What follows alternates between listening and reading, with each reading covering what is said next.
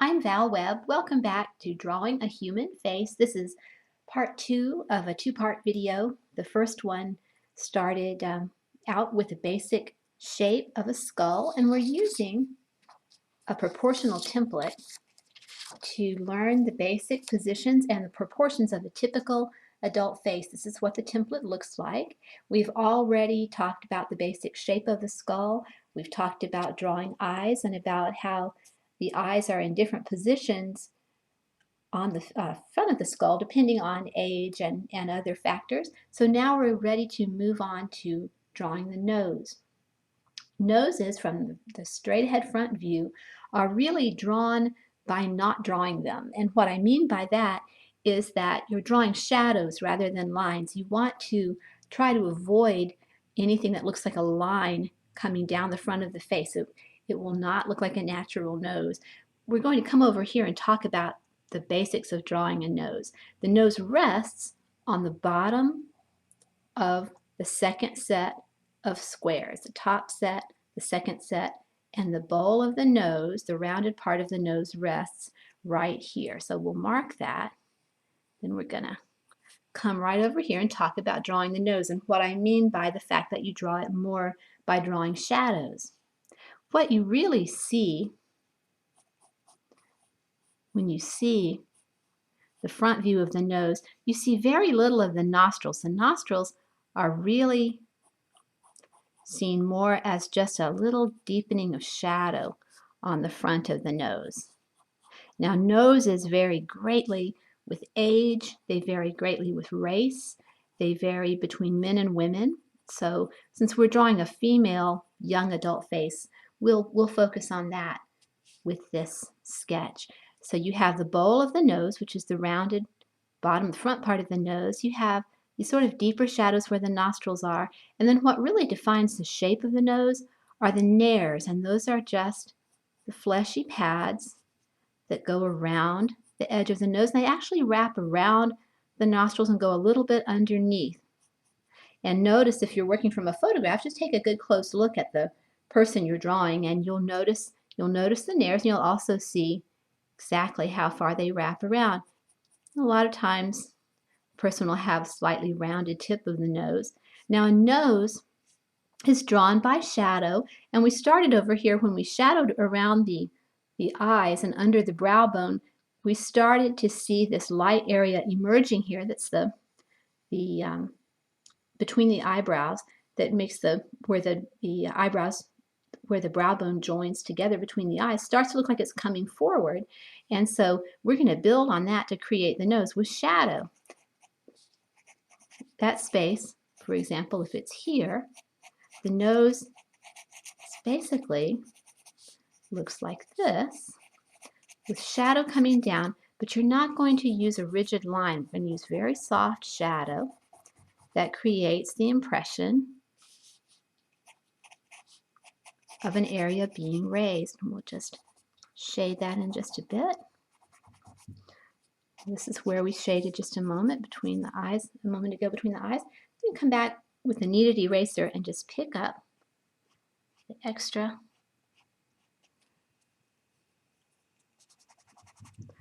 So you can see how just a fairly simple, put a little shadow right here, fairly simple amount of shading, you can have a basic nose. So there we have a nose. It's fairly three-dimensional, and that's what it looks like on the front of the face. We're going to take this and we're going to come over here. Noses vary vary greatly from one individual to another, but a good typical guideline for a young adult female would be that the width of the nose is going to be approximately the space between the eyes plus a little more. Sometimes they might be it might be as wide as the beginning of the irises, but it just depends on the individual person. So we're going to just design a nose here. Here's the bowl of the nose resting on this line. We're going to put the nostrils, which we really see just as a darker area. You don't ever want to draw from the front view nostrils that look like this. That's there we go. And we're going to just wrap the nares around the nose and a little bit underneath. And you can see here, if you use your pencil as a straight edge, this nose is slightly wider than the inside of the eye. Just a little bit, comes just inside the corner of the eye. We'll wrap it around, put a little bit of shading very softly. On the rounded part, we'll put a little bit of shading on the outside edges here, define them just a bit more. Okay, I'm going to come back, soften up those lines a little. We're using a soft pencil so we can shade pretty easily. And now we're going to create the shadows that are going to make the nose look three-dimensional. We'll do that. We'll bring them in a little bit here, narrow it a little. I'm going to blend a little. Don't worry if you get the shadows too close together because your eraser can pull those right back out. Put a line coming down here. Okay, and we start to have this sort of three-dimensional effect where the nose starts to look like it's actually raised off the paper. And that's just the function of light and dark. And as we talked about earlier on the first video, an area that's light tends to look like it's coming toward you or rising from the paper. Area that's dark tends to look like it's receding or moving away from you. And we can use that to create a very three-dimensional effect and to make our nose look like it's coming forward off the paper. And we'll clean up that line just a little, make it a little straighter. All right, so we have a basic nose. Now we're going to add the mouth, and the mouth rests, the lower lip rests on top of this line. So this will be the bottom of the lower lip. Here again, this is something that varies greatly between individuals. If this person had a very round face, then we might actually shorten the chin a bit, and this line might move up slightly. And as this is a good basic starting point, and it's a lot of fun to plug features into it and see the different variations of faces that you can get with it. But as you start to draw individual people, from photographs or from perhaps someone that you know, then you'll want to vary some of the shapes just a bit and play with them so you'll get a little better likeness. So we're going to put the mouth here. We're going to come over here very quickly and draw a mouth just to practice a bit. And in the resting state, you would not want to draw just a straight line. The lips actually have a good bit of movement. There's a little fleshy pad in the middle of the upper lip that creates a little wobble in the middle of the lip, and the corners are usually a little darker than the center. And if you look at a typical person's lips, the upper lip is often in more shadow than the lower lip. So what we're going to do, once again, we're drawing something mostly by drawing the shadows rather than outlining. If a woman's wearing very bright lipstick, lip liner, then you might want to actually draw an outline of the lips, but normally you don't want to do that with just natural lips because it will look too bold. So using a fairly light touch, we're going to draw the outlines of the lips very, very lightly, not in a bold way at all. And then we're going to come back and shade them very softly. A little more shading down near the place where the lips meet. And go over that line just a little more here so you can see it better. And then the lower lip actually is mainly drawn by the shadow that it creates. So here is the lower lip, and we're just making up a mouth here.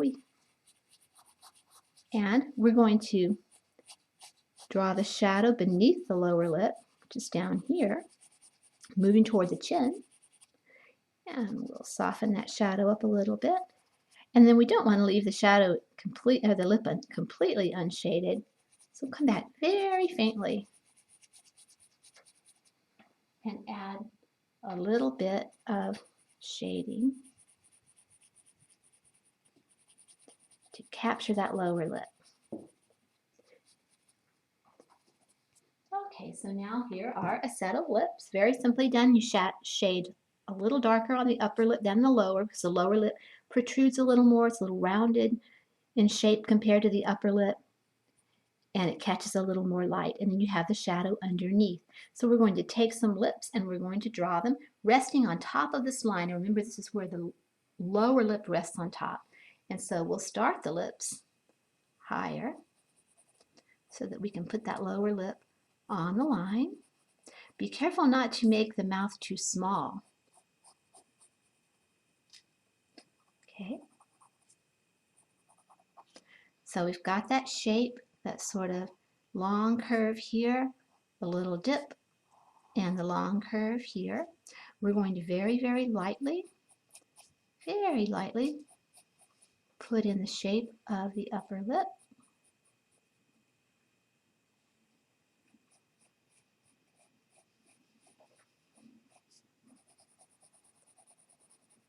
Shading it a little bit more at the lower side. And then we'll add a little shading just to fill it in. We're going to put the lower lip here. It's going to rest on this bottom line. We'll give this person some nice full lips.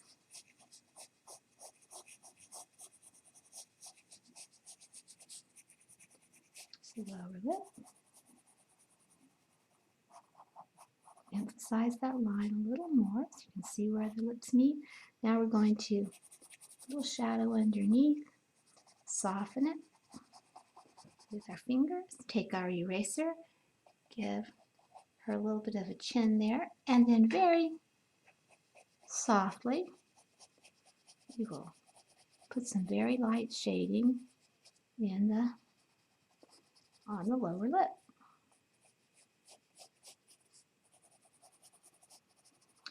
The ears are going to fit somewhere between, there's not much of the ear visible in this view, between the eyebrows and the nose. On most young women, they are fairly small. Often the hair covers them up, so you don't really see much of them, but this is about where they would be. All right, we're going to take a little bit of graphite here, get it on our finger, and we're going to very quickly add a little shadow to add some three-dimensional effect. We're going to shadow at the temples and under the cheekbones very quickly, very simply, and on the sides of the forehead. A young person has very smooth skin. You don't need a lot of shadow. Deep shadow can look a little bit harsh. All right, and the last thing that we're going to do is add some hair. We're going to keep it very simple. You don't want to start the hair up here unless your person is wearing a mohawk. You actually want to start it where the forehead begins, which is about here. And we'll just add some very simple hair. Suggestion of hair here to finish up our sketch. In another video, we'll talk about texture, about drawing shine and gloss and different ways to handle things such as hair. I'm going to come back now because hair has mass. I'm going to add, going up above the line that we drew for the head in order to